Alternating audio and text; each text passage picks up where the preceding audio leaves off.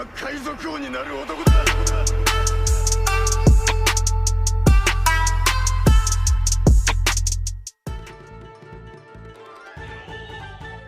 Fala galera, sejam bem-vindos a mais um vídeo no canal Supernovas, o canal favorito do Eiichiro Oda. Meu nome é Samuel e estou aqui com meu parceiro Isaac. Fala galera! E galera, nós vivemos em uma época em que tudo que está sendo produzido, escrito ou sendo gravado ou até mesmo desenhado é vazado. Diariamente existem várias informações sobre produções que não são feitas oficialmente e com One Piece não é diferente. Vazaram inúmeros detalhes sobre o filme Red, já tem spoilers do capítulo 1057, toda semana tem spoiler do capítulo que ainda não lançou e com a SBS não seria diferente. O volume de número 103, intitulado Guerreiro da Libertação, lançado no dia 4 de agosto no Japão, e que aqui no Brasil geralmente é lançado uns 3 meses depois, já teve o seu vazamento. E aqui tem informações muito interessantes pra gente conversar com vocês, criar teorias e pensamentos pra tentarmos saber o que o Oda está desenvolvendo nessa obra. Mas galera, antes de ir pro vídeo, queremos fazer algo diferente, pedir o seu like. Nunca fazemos isso porque o like só é dado se a pessoa gostar do vídeo, mas como muitas acabam esquecendo de deixar o like, estamos aqui pra lembrar vocês. Então se você curte o trabalho que a gente faz aqui, senta o dedo no like para fazer a nossa recompensa subir ainda mais nessa plataforma. Então, sem mais enrolação, bora direto pro vídeo.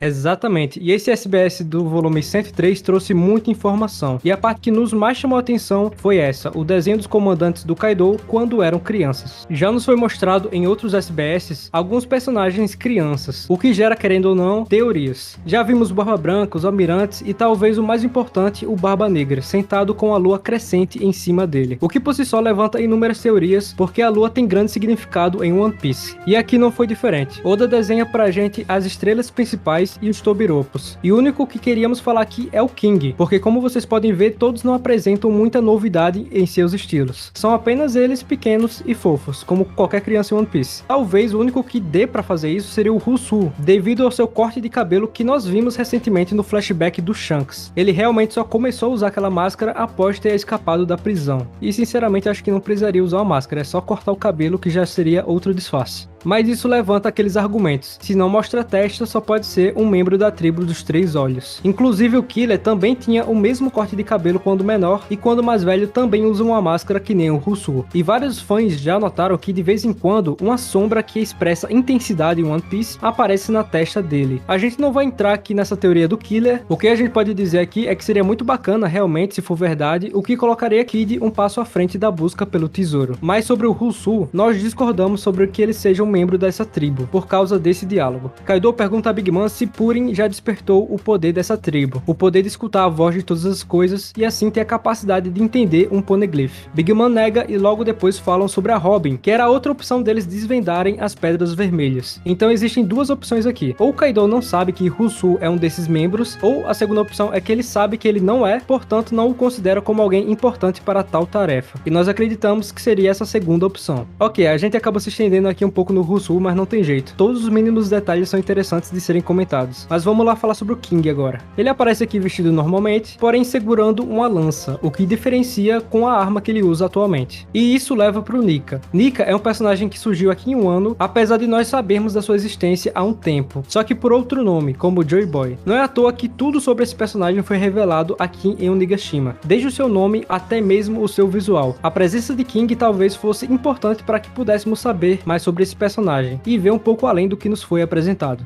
Os Lunarians eram conhecidos como uma tribo de deuses, enquanto moravam no topo da Red Line. De acordo com Barba Branca, costumava existir um reino de deuses na Red Line muito antes de Mary Joyce estar lá. E aqui entramos um pouco nas teorias. Os Lunarians foram um povo que perderam a Batalha do Século Perdido, assim como Joy Boy, e provavelmente foram liderados por ele. E também assim como os Homens Peixe, que o mesmo deixou uma mensagem poneglyph para eles, que era um pedido de desculpas. Mas a ligação de Nika com os Lunarianos é mais forte ainda, porque os Tritões, apesar de usarem a bandeira do sol cravada em seu peito, parece que a lenda de Nika não ecoa tanto assim em seu reino, diferente dos Lunarians que tiveram uma experiência mais traumática com essa antiga batalha. Praticamente todos de sua espécie foram exterminados e o Guerreiro da Libertação não libertou nenhum deles, mas a esperança ainda não morreu. Em uma de suas primeiras aparições cronologicamente falando, Albert fala da existência do Joy Boy para Kaido e o faz pensar se ele mesmo poderia ser o Joy Boy. O ponto é, Nika foi nos apresentado nesse arco usando uma espada e uma lança, coisa que ao longo da obra vimos diversos rivais icônicos usarem, o que representaria a figura de Nika ecoando entre gerações e povos, e já falamos isso inúmeras vezes aqui no canal, mas vale a pena relembrar. Barba Branca usava uma lança e Roger uma espada. As estátuas da entrada de Mary Joyce empunham uma espada e uma lança respectivamente. E no Arashi, Nekomamushi, Nolan de Calgara e por fim, Luffy. Ele geralmente não é mostrado usando armas para lutar, mas algumas vezes o Oda já colocou uma lança nas mãos do nosso protagonista, que por sua vez é o Joy Boy dessa era. Além disso, o próprio Zeff falou que esse garoto tinha uma lança inquebrável dentro dele. Dessa vez nós tivemos King sendo revelado que ele segura uma lança, o que pode nos remeter rapidamente à forma como os guerreiros da Ilha do Céu lutam. E apesar dele ter mudado sua arma para uma espada, o que importa aqui é a sua origem, e como é curioso ver que o Oda mudou sua arma da época que ele era menor. Então esse SBS poderia responder de uma vez por todas que Nika era um lunariano? Nós temos duas possibilidades quanto a isso. A primeira é que não. Apesar de ele ter todas essas ligações e mesmo que Albert tenha perdido todos de sua raça e ainda assim mantendo sua esperança no Nika, não representa que eles sejam da mesma raça. Eles podem ser sim seres alados. Enel, por exemplo, não tinha asas, mas ele era de Bilka, uma das Ilhas do Céu, e por algum motivo resolveu tirá-las de seu corpo. E o mesmo poderia ser aplicado para Nika. E é claro, o visual dele lembra muito o estilo mais rústico e antigo do povo do céu. A segunda possibilidade é que sim, não é à toa que o maior inimigo de Nika vive hoje no mesmo local em que um dia ele morou, em cima da Red Line. E como já falamos aqui, acreditamos muito na ligação entre esses dois personagens, de grande rivalidade, como se fossem irmãos que divergiram suas ideias no passado, ficando de lados opostos. Então se Nika era um lunariano, a ordem para que essa raça fosse exterminada, oferecendo uma recompensa de 100 milhões de berries por qualquer informação que leve a um lunariano, fazendo com que a lenda de Nika não fosse propagada, pode ter sim vindo de Insama.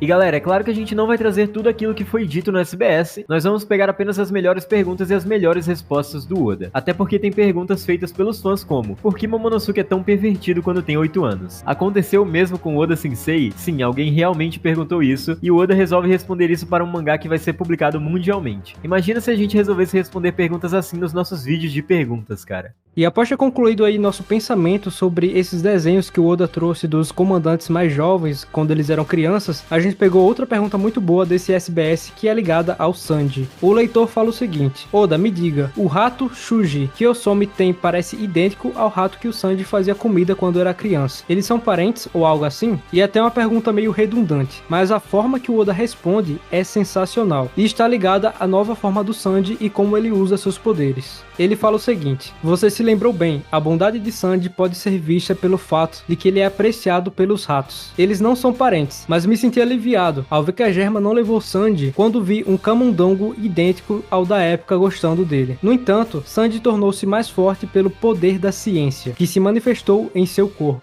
Ele também obteve o poder de desaparecer, mas fique tranquilo, isso é algo baseado em velocidade, ele não pode usar essa técnica para ir nos banheiros. Vocês perceberam como o Oda pegou uma pergunta e levou para um lado mais íntimo do Sanji, falando sobre seus novos poderes? Nós temos um vídeo aqui no canal que recomendamos muito sobre o Sanji talvez ter perdido seus poderes devido a sua sobrancelha ter retornado à posição original no fim da luta contra o Queen. E nele falamos que não, ele não perdeu, já dando um spoiler do vídeo. Assim como o Luffy muda sua aparência na forma G5, em seu despertar a mesma coisa acontece com o Sanji. E o Oda encerra esse assunto dizendo que seus poderes vindos da ciência, que ele no caso não queria, continua nele. E aqui ele destaca dois pontos, sua força e sua velocidade. E sinceramente eu achei engraçado que ele não mencionou o fator de cura do Sanji, que talvez seja o ponto mais apelativo vindo dele. Até porque no fim do arco ele não precisou de nenhum atendimento médico vindo do Chopper, como o Zoro e o Luffy tiveram. Já o fato dele permanecer invisível, mesmo sem o traje dele, ficou bem explícito nessa fala do Queen. Porém isso se deve à enorme velocidade e força que ele contém. Imagina só, Sanji já era muito forte no pré-time skip, ele desviou um soco do Wars, e o Wars é extremamente forte. É só vocês lembrarem de Marineford, do trabalho que o War Jr. deu pra Marinha. Então eu espero que essa não seja mais uma informação jogada pra gente, jogada no vento, e que a gente veja mais feitos de força do Sanji nos próximos arcos. E Samuel, esse próximo SBS é muito bom, porque o Oda finalmente fala sobre o Orochi, ele morrer várias vezes aqui em Onigashima.